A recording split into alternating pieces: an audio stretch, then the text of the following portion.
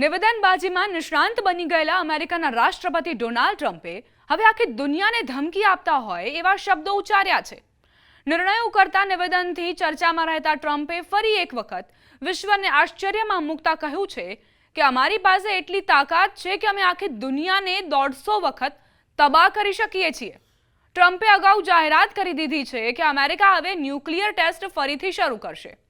હવે ટ્રમ્પે કહ્યું કે જ્યારે રશિયા, ચીન અને ઉત્તર કોરિયા પોતાના પરમાણુ કાર્યક્રમો પર સતત કામ કરી રહ્યા છે તો અમેરિકા હવે વધુ પાછળ રહી ન શકે।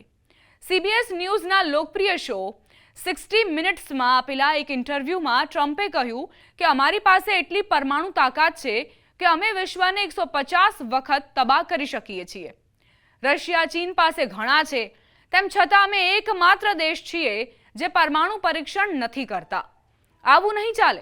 ટ્રમ્પે પોતાના નિવેદનમાં કહ્યું કે અમેરિકા હવે માત્ર સંયમ દર્શાવવાની નીતિ અપનાવી શકે નહીં, કારણ કે બીજા દેશો તેને અમારી નબળાઈ સમજે છે। તેમણે દાવો કર્યો કે રશિયા, ચીન અને ઉત્તર કોરિયા સતત પોતાના હથિયાર કાર્યક્રમો પર કામ કરી રહ્યા છે અને અમેરિકા જો ચૂપચાપ બેઠું રહેશે તો રણનીતિક સંતુલન બગડી જશે। ઇન્ટરવ્યૂ પહેલા ટ્રમ્પે પોતાના social media platform truth social પર લખ્યું હતું કે તેમણે સંરક્ષણ વિભાગને તુરંત પરમાણુ પરીક્ષણ શરૂ કરવાનો નિર્દેશ આપ્યો છે। આ આદેશ તેમની ચીની રાષ્ટ્રપતિ શી જિનપિંગ સાથે થનારી મુલાકાતથી ઠીક પહેલા જાહેર કરવામાં આવ્યો હતો। ટ્રમ્પે દાવો કર્યો કે રશિયાએ તાજેતરમાં અનલિમિટેડ રેન્જવાળી બ્યુરેવેસ્ટનિક મિસાઇલનું પરીક્ષણ કર્યું છે અને ઉત્તર કોરિયા સતત પરમાણુ પ્રવૃત્તિઓમાં સક્રિય છે। ટ્રમ્પે એ પણ કહ્યું કે અમેરિકાની નીતિ ખુલ્લી અને પારદર્શી છે, તેથી તે આવી બાબતો પર ખુલ્લેઆમ વાત કરે છે। બાકીના દેશો છુપાઈને કામ કરે છે, પરંતુ અમે અમારી જનતાને સત્ય કહીએ છીએ।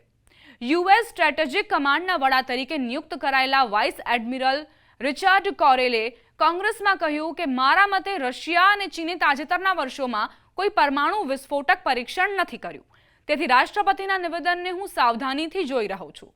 ટ્રમ્પના દાવાઓ પર કેટલો વિશ્વાસ કરવો એ પણ એક સવાલ છે, કારણ કે ટ્રમ્પ ક્યારે નિવેદનમાંથી પલટી મારે એનો પણ કોઈ ભરોસો નથી।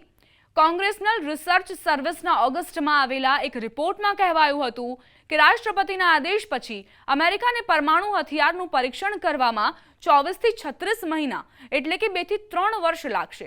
તાજેતરના વર્ષોમાં માત્ર ઉત્તર કોરિયાએ જ પરમાણુ પરીક્ષણ કર્યું છે અને તે પણ 2017માં। 1998 પછી જ્યારે ભારત અને પાકિસ્તાને પરમાણુ પરીક્ષણ કર્યું હતું ત્યારથી કોઈ અન્ય પરીક્ષણ નથી થયું। અમેરિકાએ છેલ્લું પરીક્ષણ 1992માં, ચીને 1996માં અને રશિયાના પૂર્વવર્તી સોવિયત યુનિયને 1990માં કર્યું હતું। 3 મુખ્ય પરમાણુ શક્તિઓ રશિયા, યુનાઇટેડ સ્ટેટ્સ અને ચીનમાંથી કોઈએ પણ 1996માં ચીન દ્વારા કરાયેલા પરીક્ષણ પછીથી પરમાણુ હથિયારનું પરીક્ષણ નથી કર્યું।